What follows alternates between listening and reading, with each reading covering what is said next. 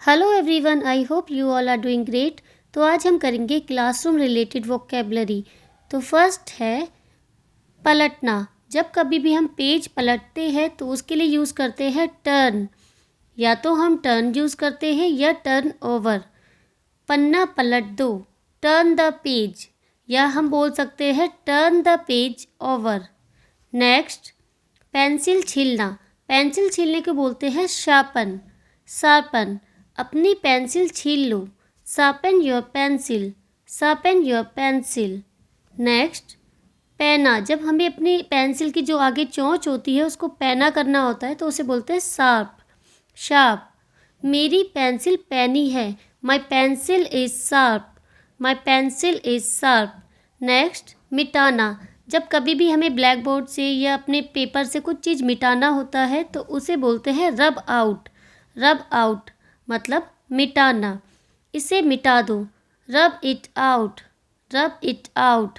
Next, कागज़ मोड़ना। कागज़ को मोड़ने को बोलते हैं हम फोल्ड। फोल्ड करना। कागज़ मत मोड़ो, don't fold the paper, don't fold the paper. Page फाड़ना। जैसे बच्चे कई बार पेज फाड़ देते हैं तो हम यूज़ करते हैं टेयर। उसने एक पन्ना फाड़ दिया। She tore a page, she tore a page. Next, लिखना। लिखने को बोलते हैं राइट। मैं पेन से लिखता हूँ। I write with a pen, I write with a pen. Next, घसीट कर लिखना। कई बार बच्चे होते हैं ना गंदा गंदा लिखते हैं, घसीट कर टेढ़ा मेढ़ा लिखते हैं, उसको बोलते हैं स्क्रिबल। स्क्रिबल, घसीट कर मत लिखो, साफ साफ लिखो। Don't scribble, right clearly, don't scribble, right clearly. Next, पढ़ना। जब कभी भी हम किताब पढ़ते हैं या कुछ भी पढ़ते हैं बुक में से तो उसे बोलते हैं रीड। रीड, इस बुक को पढ़ो। Read this book, read this book. Next, पढ़कर सुनाना। बुक में से कुछ चीज़ हम पढ़कर दूसरे को सुनाते हैं तो उसे बोलते हैं रीड आउट। रीड आउट, कहानी पढ़कर सुनाओ। Read out the story, read out the story. Read और रीड आउट में डिफरेंस क्या है? रीड मतलब होता है कि हम खुद पढ़ रहे हैं और रीड आउट मतलब होता है हम पढ़कर सामने वाले को, दूसरे को सुना रहे हैं, तो उसके लिए यूज़ होता है रीड आउट। नेक्स्ट, सुनाना। कुछ भी याद किया हुआ जो हमने पहले याद कर रखा है उसे हम सुना रहे हैं तो उसे बोल देंगे रिसाइट। रिसाइट, कविता सुनाओ। Recite the poem, recite the poem. Next, पढ़ाई करना। पढ़ाई करने को बोलते हैं, पढ़ाई करना या अध्ययन करना, इसे बोलते हैं स्टडी।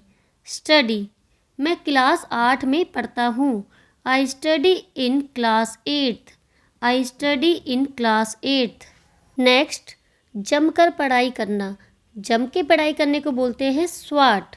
स्वाट, मैं परीक्षा के लिए जमकर पढ़ाई कर रहा हूँ। I am swatting for the exam, I am swatting for the exam. Next, रटना या रट्टा मारना। आपने देखा होगा परीक्षा के समय बच्चे रटते हैं चीज़ों को, बहुत ज़्यादा रटना शुरू कर देते हैं, उसे रट्टा मार के याद करते हैं तो उसे बोलते हैं क्रैम।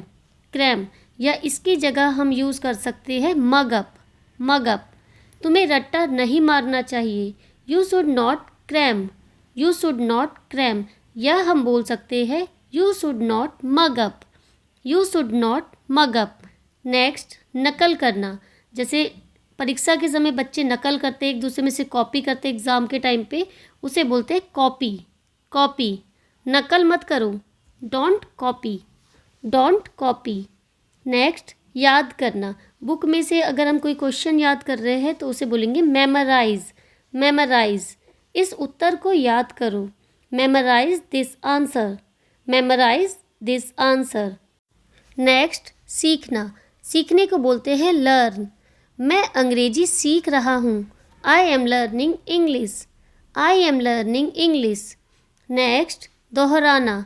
दोहराने को बोलते हैं रिवाइज करना। जब हम किताब में से कुछ पढ़ के उसे दोहराते हैं याद करने के लिए तो उसे बोलते हैं रिवाइज। इस उत्तर को दोहराओ। Revise this answer, revise this answer. पढ़ाना या सिखाना।